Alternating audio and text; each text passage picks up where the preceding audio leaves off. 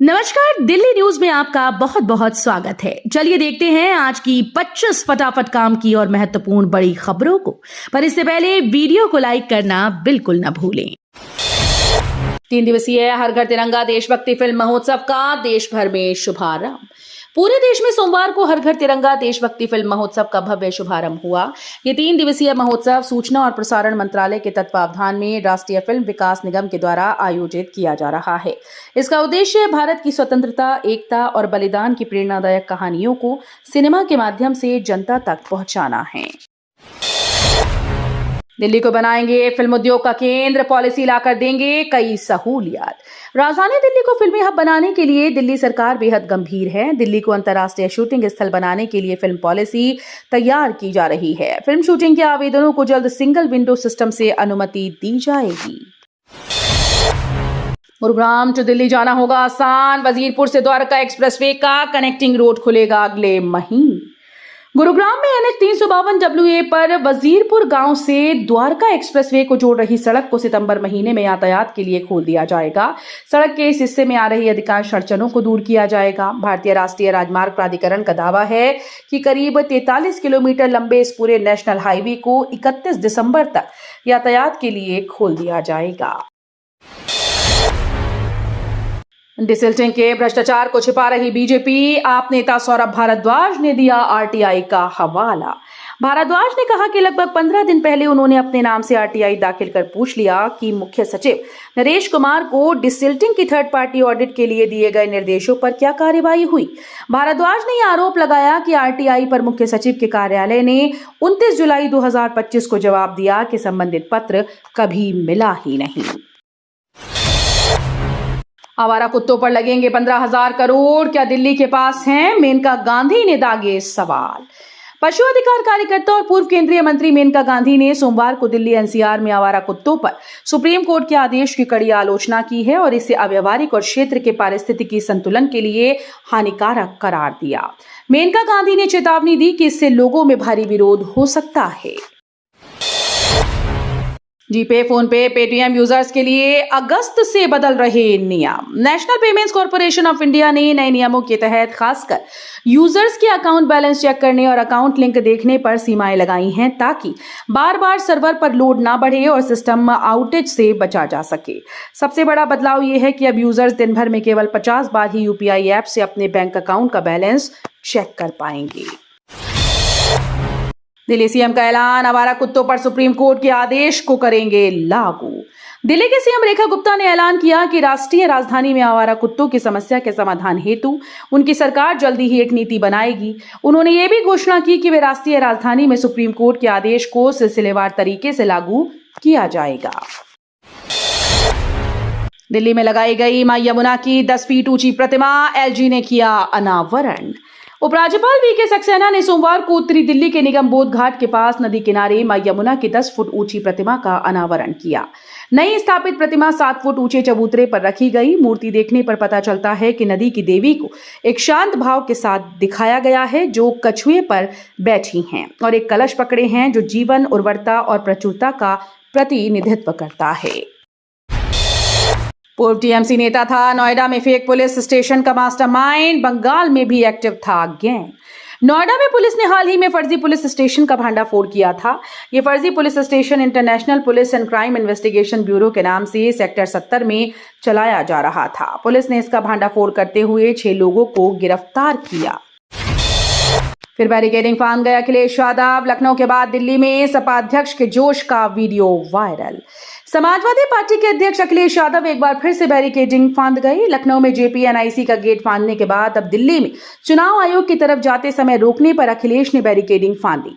अखिलेश यादव के इस जोश का वीडियो अब वायरल हो रहा है। 24-25 अगस्त को विधानसभा में कार्यक्रम, 32 राज्यों के स्पीकर और डिप्टी स्पीकर आ रहे दिल्ली।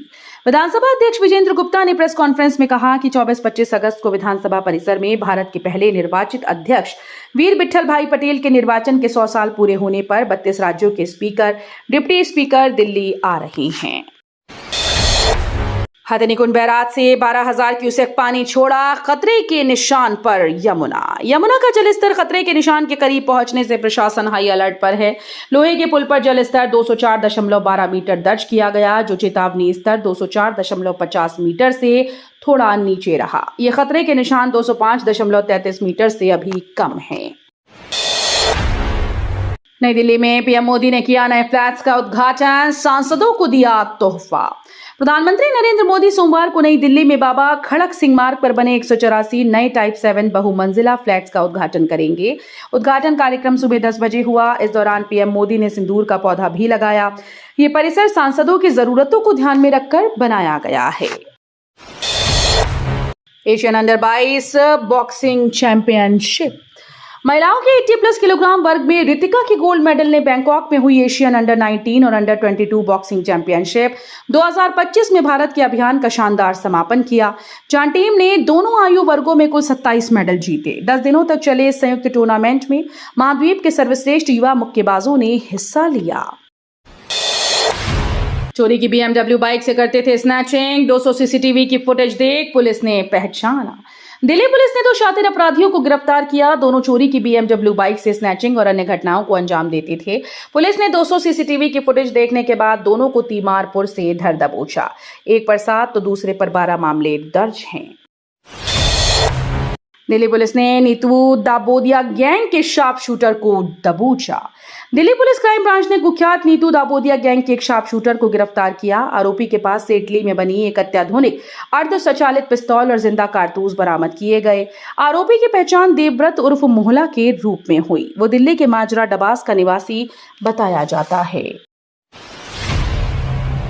भारत की फिजी को कृषि मदद, लोबिया के 5 टन बीज सौंपी। भारत ने इंडो पैसिफिक साझेदारों के साथ एकजुटता दिखाते हुए सोमवार को फिजी सरकार को मानवीय सहायता के रूप में 5 मीट्रिक टन लोबिया के बीज सौंपे। ये बीजों की पहली खेप है जो फिजी के नाडी शहर में पहुंचाई गई। ये पहल फिजी में कृषि स्थिरता को बढ़ावा देगी, किसानों को समर्थन प्रदान करेगी और खाद्य सुरक्षा को मजबूत करेगी। भारत की वित्तीय समावेशन योजनाएं, लाखों लोगों को मुख्य धारा से जोड़ने की पहल। प्रधानमंत्री जन धन योजना से लेकर मुद्रा और यूपीआई आधारित डिजिटल भुगतान तक सरकार की वित्तीय समावेशन योजनाएं भारत की ग्रोथ स्टोरी को महानगर केंद्रित से पूरी तरह से राष्ट्रीय स्तर पर ले जा रही हैं।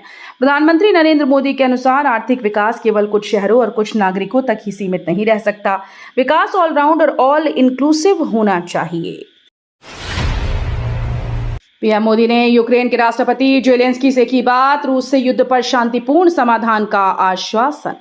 रूस और यूक्रेन के बीच जारी युद्ध के बीच प्रधानमंत्री नरेंद्र मोदी ने यूक्रेन के राष्ट्रपति जेलेंस्की से बातचीत की।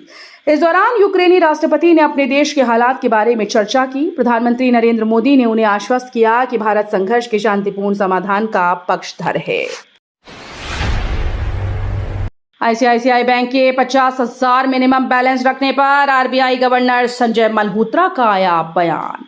आईसीआईसीआई बैंक ने हाल ही में बचत खातों में न्यूनतम बैलेंस न रखने के लिए नए नियम लागू किए। मेट्रो और शहरी क्षेत्रों के ग्राहकों के लिए न्यूनतम औसत शेष राशि को पहले के 10,000 से बढ़ाकर 50,000 कर दिया गया। ये नियम 1 अगस्त 2025 से प्रभावी होंगे। इस बीच भारतीय reserve bank governor Sanjay Malhotra ने 11 अगस्त को आईसीआईसीआई बैंक ने नॉन सैलरी अकाउंट के लिए मिनिमम अमाउंट बढ़ाने पर राय दी। देश में 90% भारतीयों की मंथली इनकम 25,000 रुपए से कम, बैंक अकाउंट में 50,000 कैसे रखेंगी? देश के दूसरे सबसे बड़े प्राइवेट बैंक आईसीआईसीआई ने हाल ही में बैंक अकाउंट से संबंधित कुछ बदलाव किए थे। ये बदलाव अकाउंट में मिनिमम बैलेंस को लेकर थे। बैंक ने मिनिमम बैलेंस की सीमा बढ़ा दी। इसे लेकर ये बैंक सवालों के घेरे में आ गया। अब इस मामले में मशहूर उद्योगपति और बैंकर उदय कोटक के बेटे जय कोटक ने भी आईसीआईसीआई बैंक की आलोचना की। 1 सितंबर से निलंबित रहेंगी दिल्ली वाशिंगटन उड़ानें, एयर इंडिया ने जारी किया बयान। एयर इंडिया ने 1 सितंबर 2025 से दिल्ली वाशिंगटन उड़ानों को अस्थायी रूप से बंद करने की घोषणा की। यह फैसला विमानों की अस्थायी कमी और पाकिस्तान के हवाई क्षेत्र के बंद होने के कारण लिया गया। यात्रियों को वैकल्पिक यात्रा व्यवस्था या पूरा रिफंड दिया जाएगा और वे अन्य अमेरिकी शहरों के जरिए वाशिंगटन तक पहुंच पाएंगी। रेल यात्रियों का सफर होगा और तेज सुरक्षित, रेलवे ने उठाए बड़े कदम। भारतीय रेलवे यात्रियों की यात्रा को तेज, सुरक्षित और भरोसेमंद बनाने की तैयारी में है। इसके लिए रेलवे ने खास ट्रैक एनालिटिक्स सेल बनाने का फैसला किया, जो पटरियों से लेकर रखरखाव तक हर चीज पर डिजिटल नजर रखेगा। इस स्मार्ट निगरानी से ट्रेन लेट होने की दिक्कत कम होगी, हादसों का खतरा घटेगा। 15 साल में जर्जर हुई दिल्ली की आलीशान बिल्डिंग, खाली करने का आदेश। महज 15 साल में ही बद से बदतर हो गई दिल्ली की आलीशान बिल्डिंग, जिसका कॉमनवेल्थ गेम्स के दौरान निर्माण हुआ था। 22 करोड़ में बिकने वाले इन फ्लैट्स की बिल्डिंग अब भी कभी भी गिर सकती है, जिसको लेकर नोटिस जारी कर दिया गया। वहां पर लोगों को मकान खाली करने के लिए नोटिस चस्पा किया गया है। राहुल प्रियंका समेत सभी नेताओं को दिल्ली पुलिस ने किया रिहा। बिहार में चुनाव आयोग के खिलाफ उठ रही विरोध की आवाज अब दिल्ली तक पहुंच गई। संसद के मानसून सत्र में विपक्ष ने चुनाव आयोग के खिलाफ हल्ला बोलते हुए राजधानी की सड़कों पर मार्च निकालना शुरू कर दिया था। इंडी गठबंधन का यह मार्च संसद के मकर द्वार से चुनाव आयोग के दफ्तर तक निकालने की तैयारी थी, जिसमें कई बड़े विपक्षी नेता शामिल थे। तो ये थी आज की बड़ी खबरें। रोजाना ऐसे ही सबसे पहले अपडेट पाने के लिए चैनल को सब्सक्राइब करना बिल्कुल न भूलें। धन्यवाद।